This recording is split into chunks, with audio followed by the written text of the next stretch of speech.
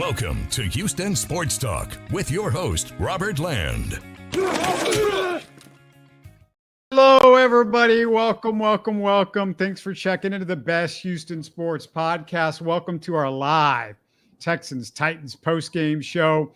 Robert with Sports Radio 610's Shaun Bijani.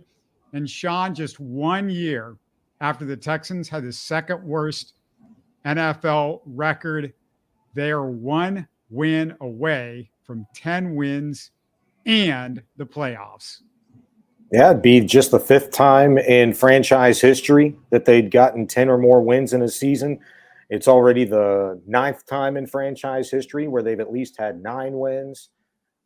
This feels like a season in which, you know, there could be many other firsts, but you just can't seem to get a Texans game 60 minutes, 70 minutes, whatever it takes, without somebody going down with at least a significant individual going down with an injury. So it's going to be interesting to see how the next week plays out, how next weekend goes, your regular season finale against the Colts, what healthy bodies you have available to you, and then beyond. If they're able to take care of business, then it's really on. But I just wonder how deep this team is going to be able to be going into a postseason potentially.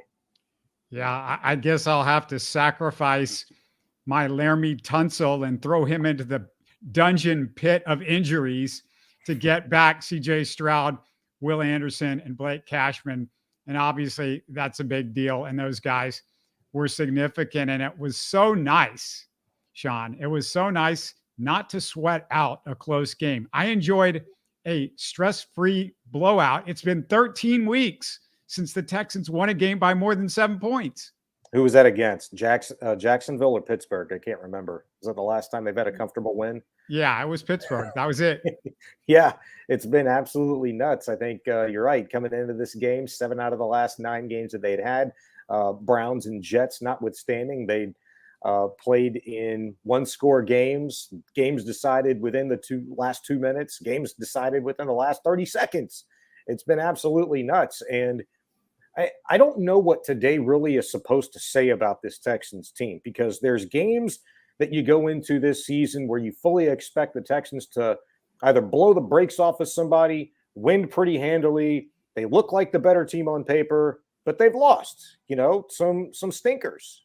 You think about the Panthers game. You think about the Falcons game, which is weeks and weeks back. And maybe that one's a little unfair because you didn't really know what you had just yet. But certainly the Jets game stands out as a massive stinker. And then just the no-show last week against the Cleveland Browns, I was intimidated coming into this game. I didn't know what to expect. It's always, you know, to be expected that it's going to be a gummed up game with AFC South opponents involved in it already. Never mind, this is the second time in 3 weeks that the two teams will be facing off against each other. You didn't really know what to expect with CJ Stroud, and you didn't know what Will Anderson was going to look like, Blake Cashman, how capable they really were going to be. You know, they're not 100%, but it's just incredible. I mean, it was the most dominating performance, and now they've had 2 in the last 3 weeks by this defense. They're clicking just at the right time, man. Yeah, it kind of makes a difference if you're playing one of the hottest teams in football right now. Let's just say it, the Cleveland Browns are one of the hottest teams in football right now, and you're playing against the number 1 defense, and you go from that to playing against the Titans, which is not a good team. You're playing against Will Levis, which is a rookie quarterback, and you're playing with CJ Stroud, with Will Anderson, with Blake Cashman.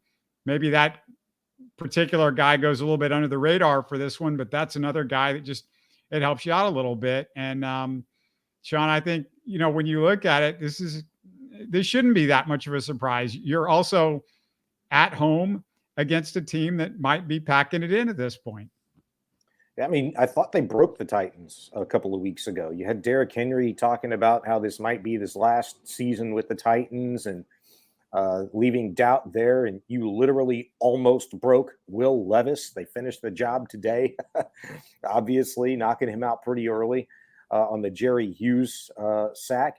And so you thought you knew what should happen, but you didn't know until you see this thing kind of come together. And I left today really impressed on both sides of the ball. One, how flawless, maybe flawless is the wrong way to put it, but I'll say how much that offense just clicked with CJ Stroud operating, especially early, just boom, boom, boom, boom, boom, moving down the field. And look, they could obviously do better in the red zone and things like that. They didn't pitch a perfect ball game, and you rarely ever do, but just the complimentary football. You know, they've had a handful of these games this season. Talk about Jacksonville, you talk about Pittsburgh. I thought the New Orleans game was pretty good.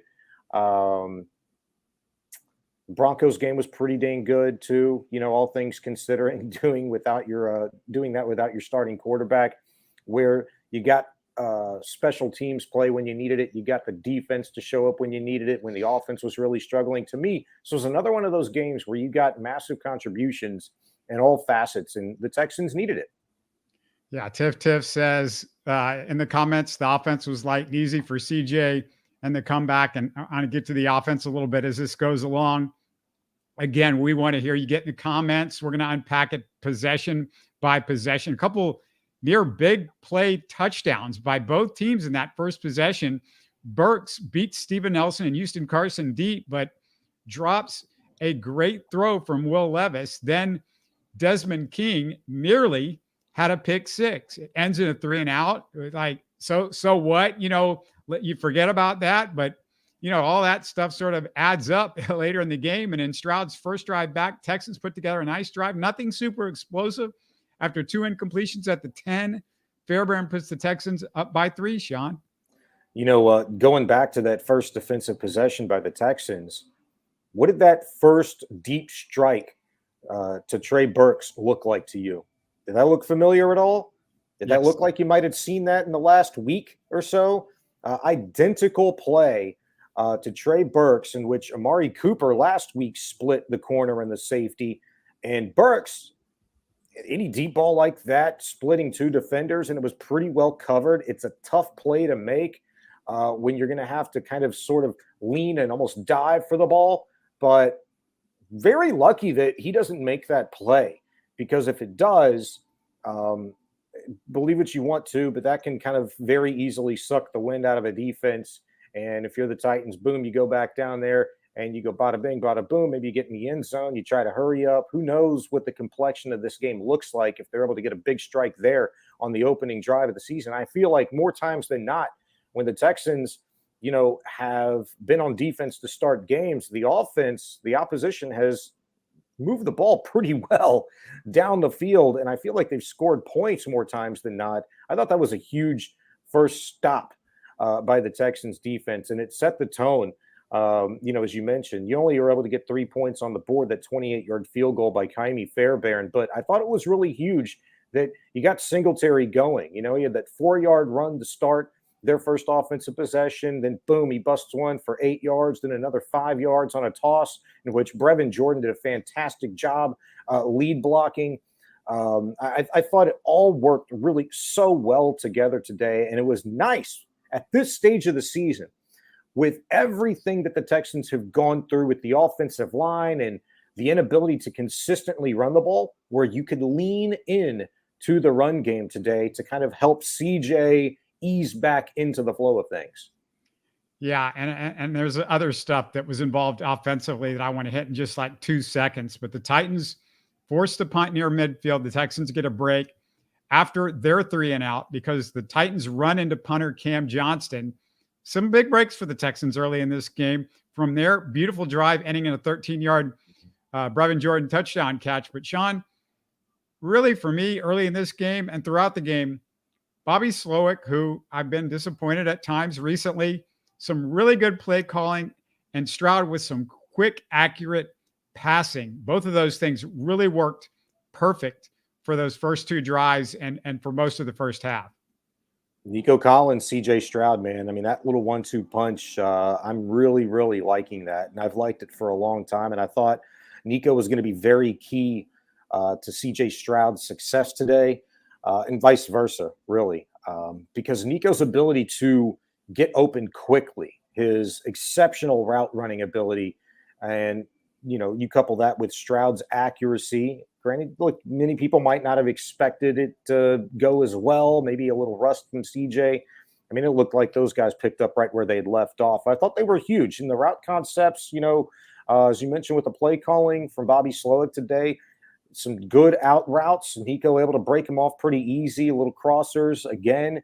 To me, I thought like one of the keys in today's game was, the design of the offense, where you saw so many times if it was Dalton Schultz or Brevin Jordan just kind of be that leaky tight end out in the flat. It really set some things up, but it was only successful because of what they were able to get accomplished, blocking in the run game. When they chip and in release, it was a beautiful thing. Brevin scored a touchdown on a play kind of like that, where he acts like he's going to block, boom, leaks out, and it's an easy 6 for the Texans. Those were all huge. Texans defense with a huge play next. Jerry Hughes, strip sack, Sheldon Rankins, easy recovery and score. Shaun, Hughes played that perfectly. He didn't worry about the hit, went straight for the strip.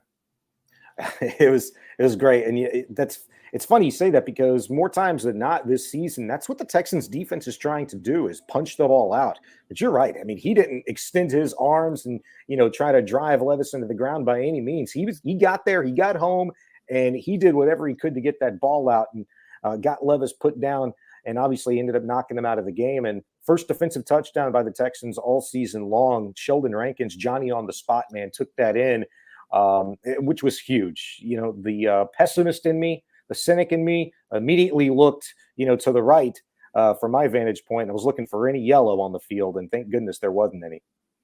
My only gripe with Jerry Hughes is he got Will Levis hurt, and I kind of want Will Levis healthy next week, because we need a win from them next week. Remember that, Shaun? They're playing Jacksonville. We need some help, to win this division. Yeah, well, Ryan Tannehill, to me, is as capable of anybody. I mean, you like Levis, I think, if you're Titans, and I like watching him, just because when you're the opposition, at least for me, you're hoping that we get some much better quarterback play within the division for years to come. But the Jacksonville Jaguars could have gotten a better opponent this week if you're the Texans. They played the lowly Panthers, didn't get any help there, I presume, because the last time I looked up, it was 16-0.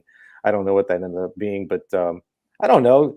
This Titans team, it might very well be broken. So regardless of how next week shakes out, as long as the Texans take care of business, they're in. It may not be as AFC South championship, but they'd be in as the 7th seed. Yeah, and I think if you look at the playoffs right now, as you and I speak right after this game, the Texans are the 7th seed. We know what's got to happen next week, but that's just pretty cool that they're at the 7th seed as we go into the final week. Tannehill replaces Levis, but the Texans force a quick punt. Texans respond. 7-play, 44-yard drive for a field goal. The big play, 21-yard pass to Nico that Keenum or Mills would have had no chance to complete, Shaun. I mean, this was just a classic, this is what CJ Stroud does that our other quarterbacks just can't do, and we saw that throughout the first half. Yeah, no question. That was huge. And, it's kind of funny. I think we talked about this a few weeks ago leading into the Jets game, where when the Texans, get a chunky play in the course of a drive, more times than not, they score a touchdown. In fact, every time they'd scored a touchdown.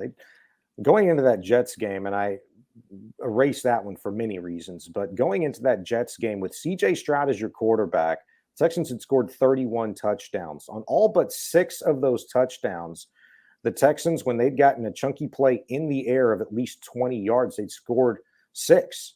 And the exceptions were exceptional field position, in which they'd started at least from the 50-yard line, or they'd been the beneficiary of a massive pass interference call by the defense, or some shape or form. They've gotten a chunk play.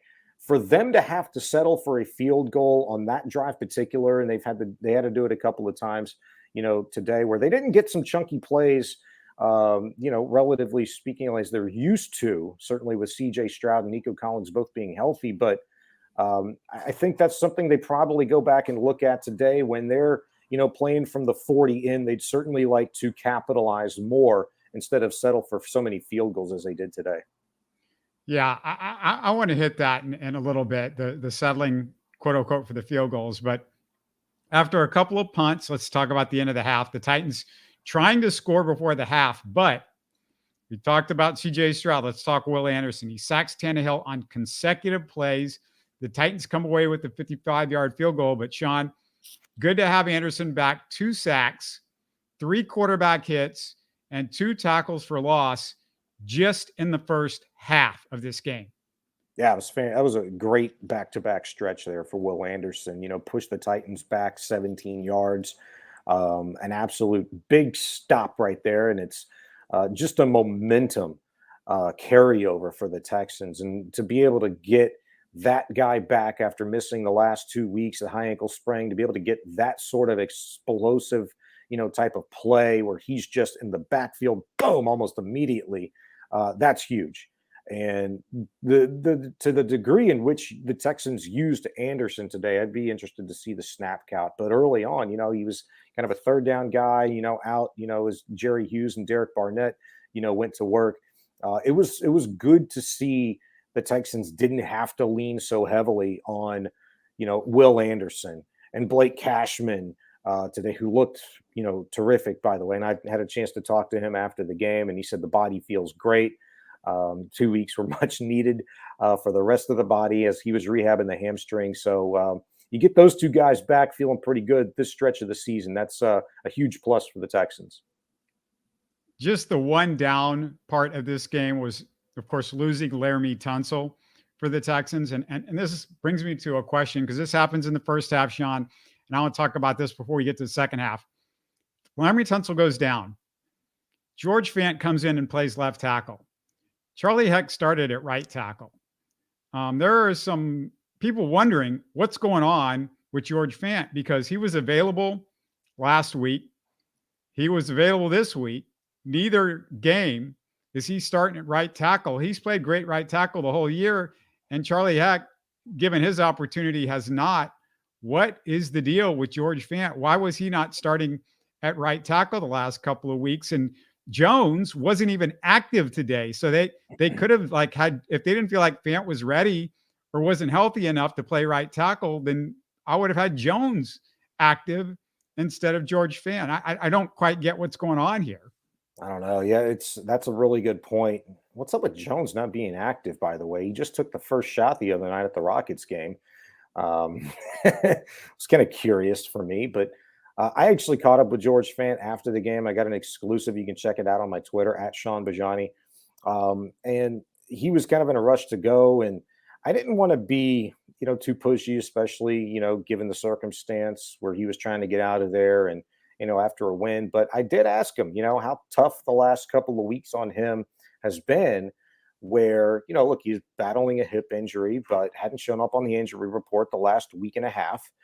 And he hadn't played right tackle. What was it like for him, getting the call, having to come in and play left? And he'd said, I'm a paraphrase here, but he'd said, yeah, the last few weeks have been really tough on me dealing with some things. And then the hip injury. So there's a couple of things going on there. Personal stuff, what you're thinking. Personal stuff, personal in terms of maybe not necessarily real life situation away from football, but I think personal in the sense that it's business related, if you will. And I say that I don't want to be irresponsible here and tell you something that's not true. But all I can say is that I heard that this goes a lot deeper than just what a lot of people are saying, and that Charlie Heck has just simply beat George Fant out at right tackle. I don't believe that to be the case, really, if you want to know the truth. But I cannot recall what I was told in a very rushed fashion a couple of weeks ago in terms of what's really going on. But I just tell you this, it's a lot deeper than just him getting beat out, and it's a lot deeper than just him being banged up. Yeah, and this is more of a big picture concern for me at this point, because going into next year, the guys that you have signed at tackle are 2, Titus Howard and Laramie Tunsil. Tunsil has been banged up all year. Titus Howard's probably not starting next year healthy. I mean, there's a good chance he's not ready to go in game 1. So the guy that you would have thought that they could just re-sign as a good, solid veteran has been the guy that's been great this year. I thought George Fant. I mean, he's been rock solid. I mean, this is not a Pro Bowler, but he's been rock solid for him. Josh Jones, they don't even have confidence to have him active or playing ahead of Charlie Heck, even though he's looked better. He's had a year in his career where he looked really solid. Charlie Heck's played in some games, and when he has played, you're like, it's kind of scary with Charlie Heck. So, I mean, that's a real concern, Shaun, going into next year. If there's like some disagreement with them and George Fant, because they need a tackle that's ready to go and ready to start week 1 in case Titus can't go, or in case Laremy Tunsil's dealing with these regular injuries like he's starting to deal with. That's fair. Yeah. I mean, that's all fair. George Fant, I talked to him 13 days ago before that Jets game. And I asked him if he'd rethought about if he started thinking about the trajectory of his career and how that might change due to the success that he's had as a starting right tackle for the Texans this season, getting that call early on, stepping in for Titus Howard in training camp, who at the time had broken his hand. And he'd said, "Look, I came in thinking I was going to be a backup and I was going to reset my market." I thought that was kind of curious at the time, but the more and more I go back and I listen to that interview that I did with him, it makes all the sense in the world. It doesn't sound selfish, doesn't sound like anything at all. But I also think that could be the impetus of what's going on behind the scenes with George Fant in terms of his overall focus, and that might have affected some things going on in terms of his playing. And that's just me trying to piece things together, and it's probably a little bit deeper than that, but I mean, it's true. He has reset the market. He has shown again this season that he could be a starting level right tackle in this league. He's done it before with the Arizona Cardinals. That's why the Texans went out and got him, added value there. And again, you saw the reason why today. Good depth, right tackle, left tackle, doesn't matter for him. He went out there and was effective. And I'll just say this too, because things may not change going into week 18 for the Texans on the offensive line, at least in terms of the right side and what's going on there with Charlie Heck being the right tackle now. He probably had his best game as a Houston Texan today, did Charlie Heck. And I think has played a very solid 2 out of the last 3 games. Look, the Cleveland Browns game, everybody stunk that one up. But I thought Heck, made one of the most important blocks in that Broncos game that allowed Case Keenum to drive the ball down the field, score that tying touchdown late to Noah Brown. Preceded the Dalton Schultz catch of him ripping the ball away from McCreary a couple of weeks ago. So I think, while the Texans have had, because of injury, to move so many pieces around the offensive line, at some point you don't want to do it just because a guy is supposed to play there. You want to create some sort of consistency, and in whatever form or fashion it comes. I mean, that's the decision they've decided to make. But thankfully today, it didn't come at the cost of, CJ Stroud taking any significant hits. I mean, the one time that he put himself on the line was a 4-yard scramble. And I think collectively 70,000 people, at least in this stadium, and probably hundreds more thousands watching this game on TV that are Texan fans, probably crap themselves when CJ's running for his life down the right sideline. But thankfully he was good. Yeah. Tiff says Noah Brown hurt again. You can also add, he didn't mention this, but Robert Woods got banged up. That's a concern, like he said, because Mechie both and hip Hutchinson, injuries. Yeah, both hip injuries. Mechie and Hutchinson, they've been underwhelming. Mechie has just been not underwhelming. He's just been really bad. I mean, he can't seem to catch a pass most of the time. So that's kind of a big deal. And then, another thing that was a positive though, Texans 0 penalties in the first half. It helps when you don't shoot yourself in the foot. They start the second half though with another nice scoring drive for a field goal. Nico hurt his hand in the middle of the drive, so Stroud didn't have him in the red zone. I felt like that was a big deal because they were having trouble getting guys open outside of Nico for most of the game. And, I thought Stroud played smart, Shaun, during this game because he wasn't taking chances in the red zone. He made sure he got 3 points. And as you were talking about, he didn't take unnecessary hits. Maybe and that just was one. And that was he took one sack that I just, that was a coverage sack that I didn't think was necessary. But overall, at least to this point in the game, he hadn't taken that sack. But overall, he took one unnecessary hit the whole game. But he got rid of the ball quickly. That I'm sure that was part Slowick and part CJ. Yeah. Yeah, I think, and that was definitely a big discussion point. It had to be between those two guys. And look, CJ's talked about all season long, at least in terms of how it's uh, as the season's progressed, that he knows he needs to make some better decisions, and not take some hits and get rid of the ball, throw it away, and things like that. And that sack you're talking about that he did take, the one today, I think it was on the second offensive series of the second half for a 12-yard loss. That wasn't necessary. You've got to be able to just throw the ball away in that instance. I thought he had time to set his feet, get rid of it. Now he might have taken.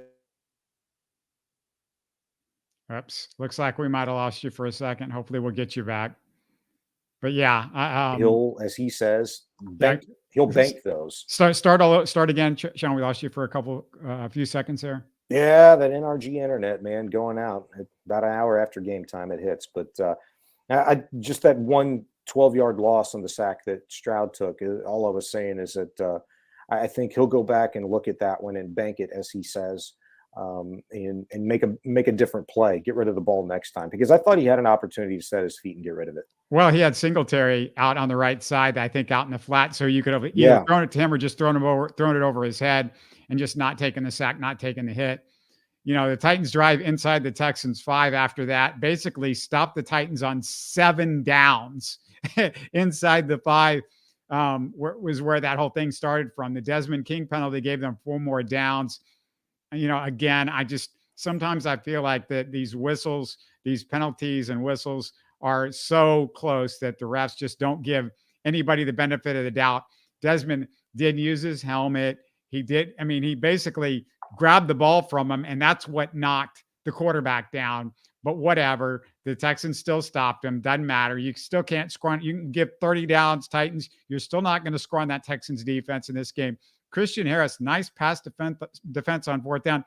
And Sean, it's hard to deny the progress Christian Harris has made the last few weeks. He had, in my eyes, maybe there was another one, but he had one really bad play today, and that was it. It was a missed tackle when the Titans are driving to the south end zone. And he played with his head down, didn't see what he was going to hit, and didn't get the helmet across the body. Guy slipped for a 10-yard gain and a first down. If this defense has shown the ability to overcome those things, and look, it's not ideal. You want to make those plays. I mean, if he makes that play, it goes for I think maybe a no gain or a 1-yard gain. It ended up going for 10 because of the missed tackle. Outside of that, Christian Harris, man, the job that he's done in stifling anything any offense wants to do in the flat with a tight end or a running back, the guy's just been on it. He's been a very, very smart player as the season's progressed in terms of what he's able to see and sift and sink down onto that receiver in the backfield. I thought he's done a great job, and it was highlighted there on that 4th and 3 play you're talking about. Great pass deflection there. I thought it was huge. I mean, for the Texans defense overall to stifle a 17-play, 72-yard drive that ate up nearly 9 minutes on the clock, for the Titans to come away with nothing, that was a beautiful thing. After a Texans punt, Derek Barnett puts the defensive cherry on top of the sundae with a 4th down sack. Under the radar, great game from Barnett. 4 quarterback hits, 6 tackles, a tackle for loss, and a sack and a half, Sean. Yeah, I think Heinisch got credit for one of the other Derek Barnett sacks. I think it might have been the second one.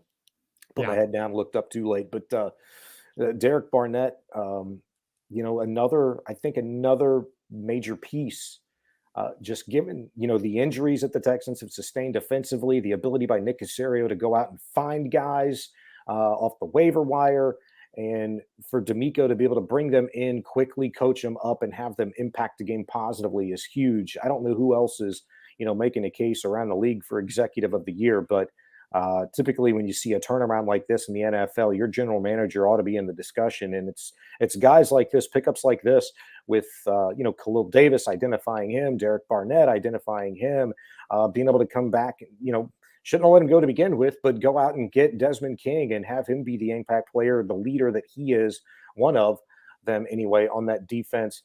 Huge. I mean, it's just check, check, check, check, up and down the boxes in terms of talent evaluation, but quickly implementing these guys. Kareem Jackson, another one, who got some playing time today, made a play or two. Just impressive across the board, from talent acquisition, evaluation, and implementation for both Nick Caserio and D'Amico Ryans defensively. Yeah, another thing that Des King does is he gives you punt returns, and that's a big deal because you don't have Tank Dell right now. You've had other guys do it, but Desmond King's a guy that can do things in the secondary, help you there, and do the punt returns in addition to it, and do it really well. So that was a big deal. The other thing about when you look at the Texans secondary, Shaun, Jalen Petrie continues to concern me, but I'm not seeing anything too bad from some of the other guys that I was worried about. Houston Carson, like I said, got beat a little bit over the top. I'm not thrilled with him.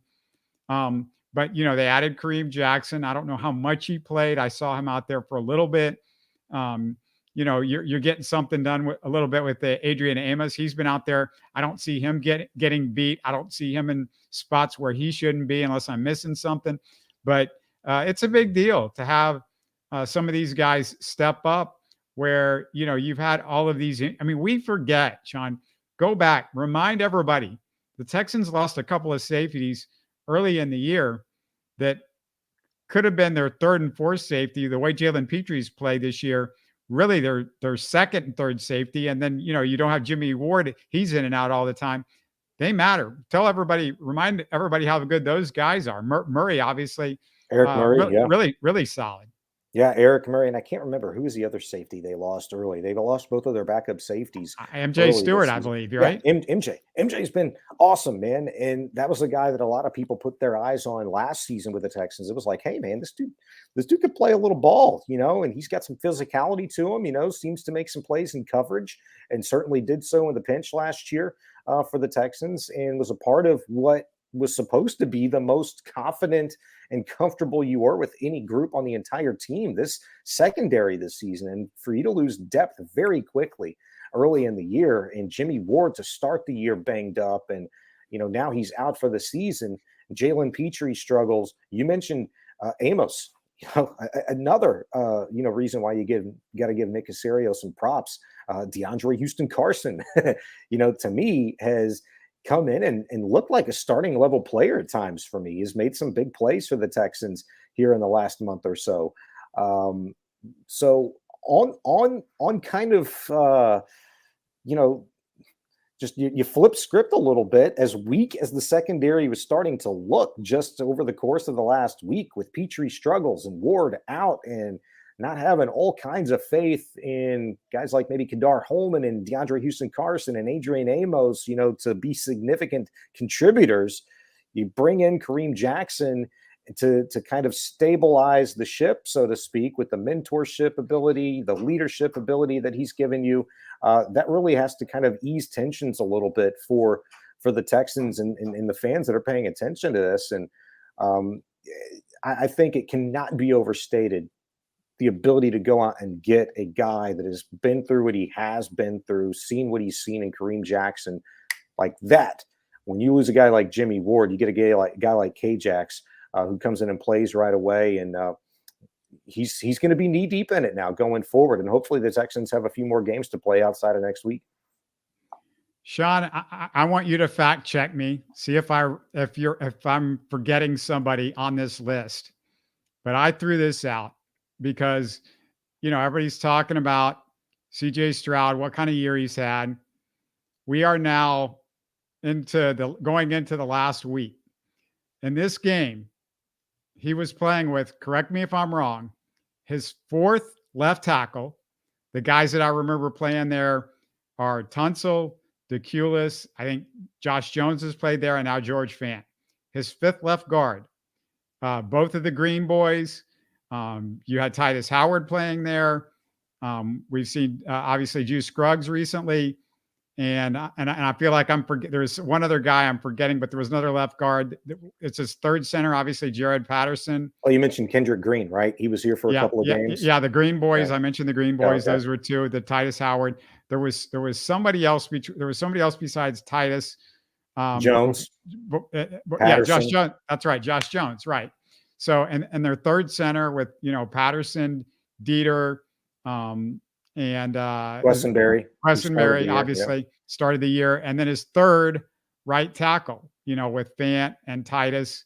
Well, Titus started the year. I don't even know if I should count Titus, but it's been, no, he didn't play in a game. Yeah. So, but Fant has definitely played there. Charlie Heck's played at right tackle.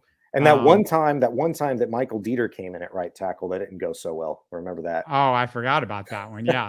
So yeah, it's either his third or fourth right tackle. This is what he's played with this year. Yeah. These guys that are playing, except for the Shaq Mason position, it has been a total and complete catastrophe who he's got out there. And Juice Scruggs, I keep saying he's a center playing guard because I don't think he's a rookie that's playing out of position in a spot that I don't think he should be playing. And really, he wasn't playing much in college football, if I'm correct.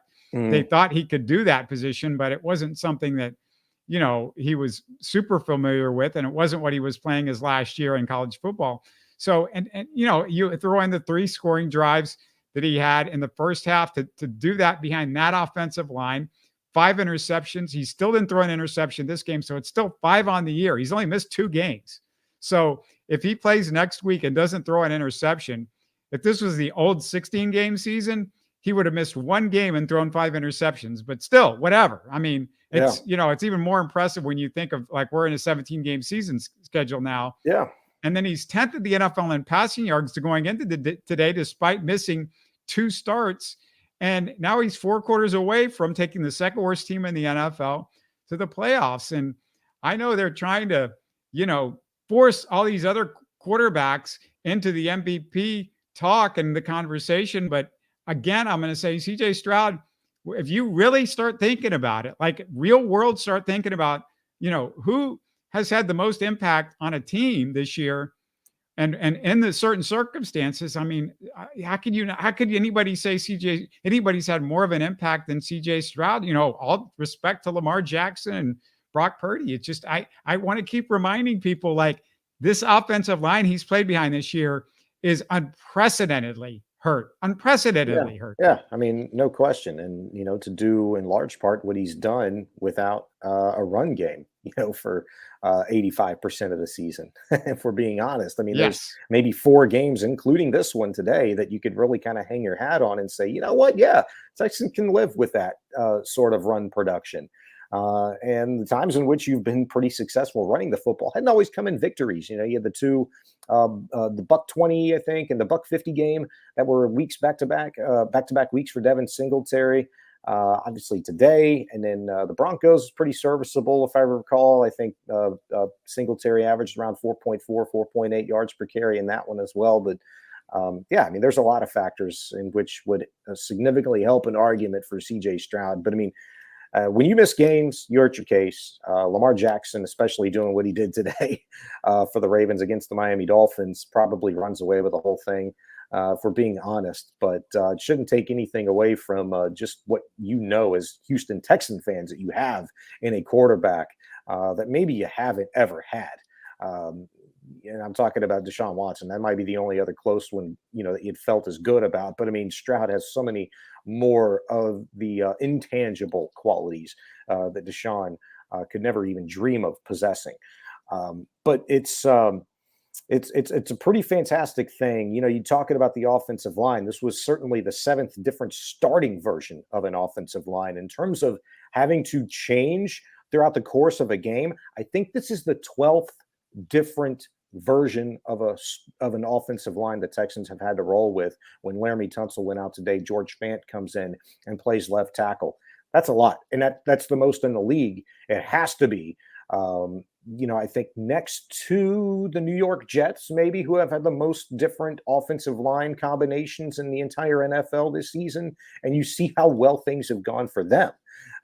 Right? And I'm being sarcastic. Obviously, everybody knows that. So yes, this is a fantastic, output of production when you talk about all of the things that have just gone wrong health-wise and otherwise in regards to the Texans. It's fantastic. Yeah. Before we go, I'll just remind everybody, if you missed the numbers, Stroud 24 for 32, 213 yards, the touchdown, no picks, 102 passer rating.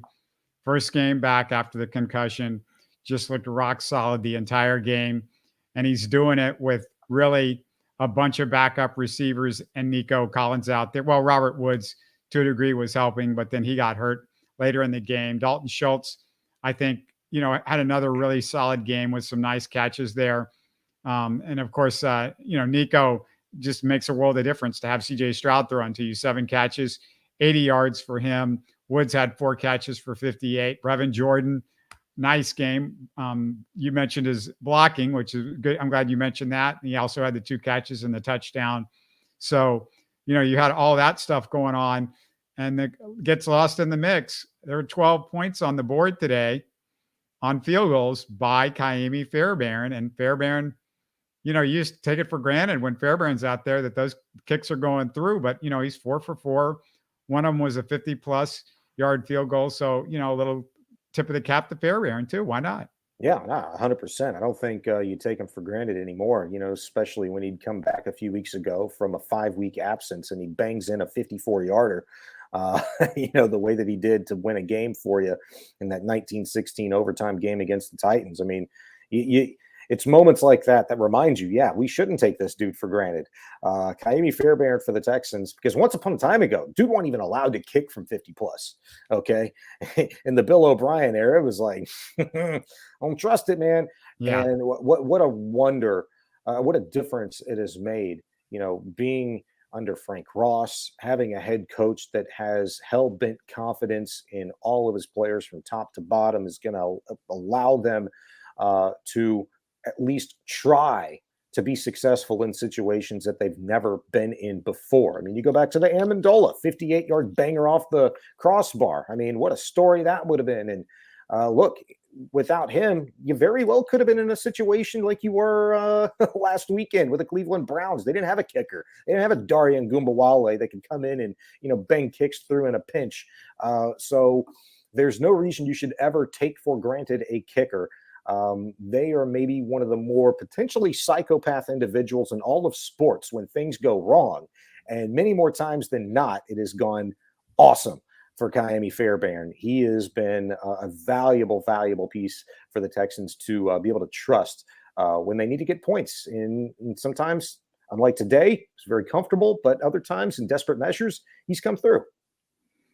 We'll get to this Colts game midweek and stuff that you're looking at and breaking down that, Sean, but just any gut feeling that we're going to get anybody else back? Is there a chance that Grenard could be back, do you think, this final week? Any shot for that? I mean, maybe. I really expected to see him on a practice field this past week, and that didn't happen. I mean, he was not to be seen anywhere.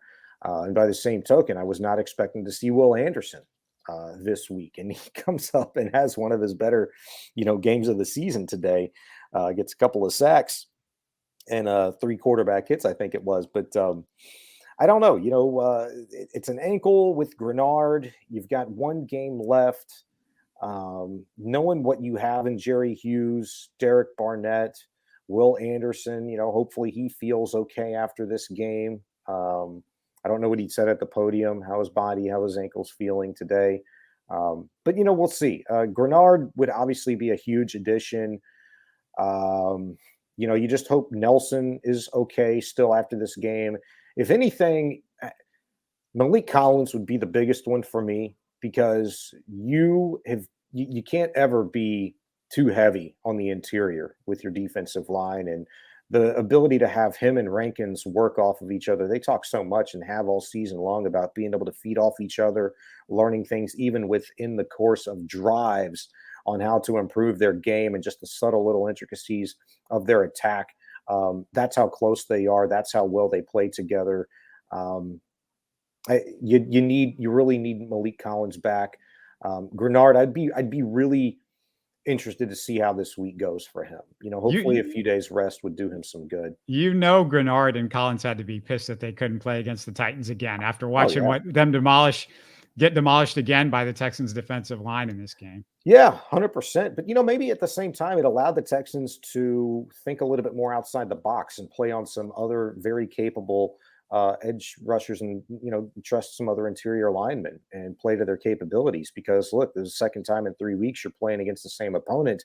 You were kind of forced to change some things up, maybe because you had to, just given the healthy bodies that you did not have. So maybe that played to the Texans' advantage. It allowed them to get some rest for guys like Malik Collins and Jonathan Grenard. And I don't think, they're going to be too serious. Just going back and watching the play that Grenard got hurt on, it's like, yeah. And he kind of meandered around the sideline there after last week, almost like trying to think like, if I can give it a go, is the training staff going to let me? He went from, sideline to med tent to locker room, back to the sideline, and then out. And, just watching him through that whole process, it was like, well, if the guy's thinking about going, then at least we could see him on the practice field this week. I think maybe more precaution than anything else. So, a few days off, maybe we see him on the field on Wednesday. That would be, I think, best case scenario for a guy like Jonathan Grenard and give you a huge boost defensively going into your last game, which you fully expect to take care of business.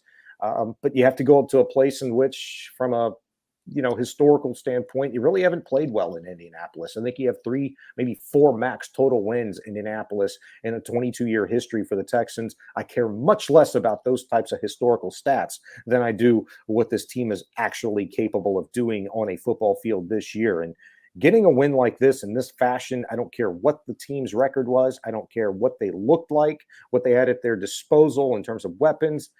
The fact that the Texans came out this stage of the season in this big of a game, potentially the final home game, of the season, in any season, in front of their home crowd, to play like this, complimentary football, a dominant defensive performance, holding an opponent to less than 190 yards for the first time all season, absolutely huge from a confidence standpoint. So they're going to be feeling really good about going on the road and taking care of business in Indy next week.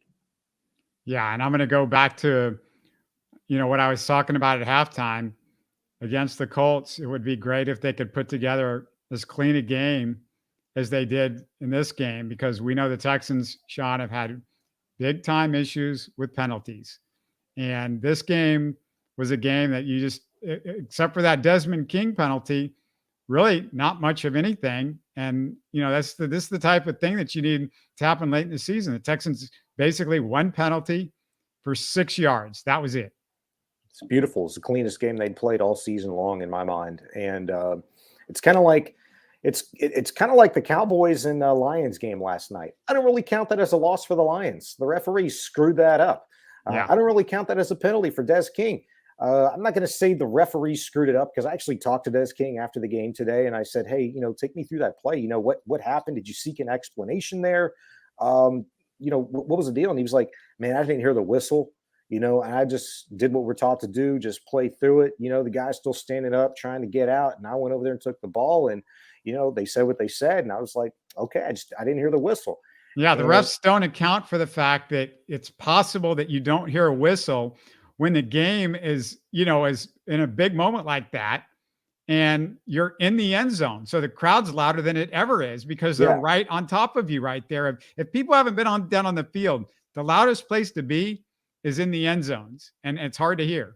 Yeah, no question. And look, I'm in the press box. We can't hear a darn thing up there. So that's going to be something I'll be going back and looking at and watching on TV and seeing, okay, all right, when the whistle blew versus when it happened. But I mean, it was just incredible. I asked Des about that. Like, man, that's twice in 5 games, which you've had the same situation happen to you. You took the strip against the Broncos to the house. They had that called back because the guy was in the grass. Forward progress was ruled. You took the ball away here. That was a sure 6 if he goes. And Des was like, yeah. And oh, by the way, this is from Des. He goes, yeah, and I should have had a pick 6. On the first couple of defensive series. I think it was the first defensive series. Yeah, that's the one we talked about earlier. Yeah. And I'm like, yeah, man, you're right. And then I think it was Aaron Wilson who came by and said, man, these things comes in 3s. I'm like, well, then we won't count that near pick 6 on that first defensive possession, because I'm just waiting for the third one to happen, because Desmond is destined to get a defensive score. He's got one more game to do it, man. He's just been right there so close and been the beneficiary of a bad call both times. Yeah, so it's incredible stuff here. The Texans, as we enter 2024, on the first day of 2024, the Texans are in the playoffs at the first day of 2024, according to what the playoff picture looks like. Of course, they got to take care of business against the Colts. The Colts have always been an issue, especially up in Indianapolis. There's a long history of that. If you're a Texans fan, the struggles they've had in Indianapolis. The funny thing was last year, the last thing we wanted them to do, Shaun, was win the game in Indianapolis on the last game of the season up in Indy. And what did they do?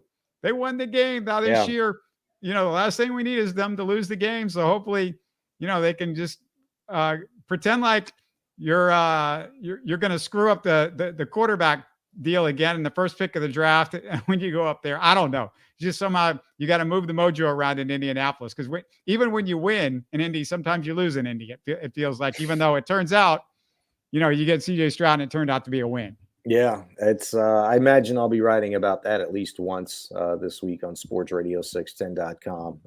That storyline. There's all kinds of stuff, man. It's just weird how the NFL, it's sports, not just the NFL. It's just sports. I mean, these ironic things just tend to happen, man. That the scene of the crime going back literally the last game of the season. So we'll see. You got a different mojo to begin with already, and it starts with the Nico Ryans, and 50% of a completely different roster now, and a quarterback that doesn't give a rip about that kind of a stuff. And again, like I said, the most useless, meaningless horse crap, historical stat there is what head-to-heads are in teams that have taken place over 20, 30, 40, 50 years. Who cares? Throw it out the window. This is about as good as it gets, though, in the NFL. When you've got two teams vying for, the division or just a playoff spot, and you get to face. I mean, next week it's the Texans' first playoff game. It's potentially a win or go home kind of a thing, and you got to do something. And what better situation than the guy that you have now that you didn't really want?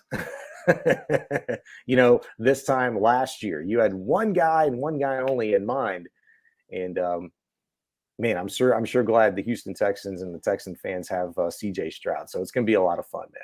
Yeah, Bryce went down with an injury today. I didn't catch the details on that, but didn't look good at all for Bryce Young. It's been a rough year for him. I just got to say, we're 7.5 hours away from 2024. I want to wish all of the fans of our show a happy new year. I hope you guys have a good 2024. I hope 2023 has been good for you. And we'll see you the next time we'll see you is in the new year. I plan to have some guests this week. So not just me and Shaun, look for some other guests. I'm hoping to have a Colts insider this week for sure to talk about this game coming up. Because obviously it's do or die for both teams. So this should be a fun one. Thanks so much for doing this again, Shaun. And we'll talk to everybody next year. You got it. You're listening to Houston Sports Talk. Hey, you can support the show by subscribing on YouTube and commenting on the videos. Listen to Houston Sports Talk on Spotify, Apple, Stitcher, and Google. Don't forget to tell a friend and share our show on social media. Spread the word, everybody. Thanks for listening.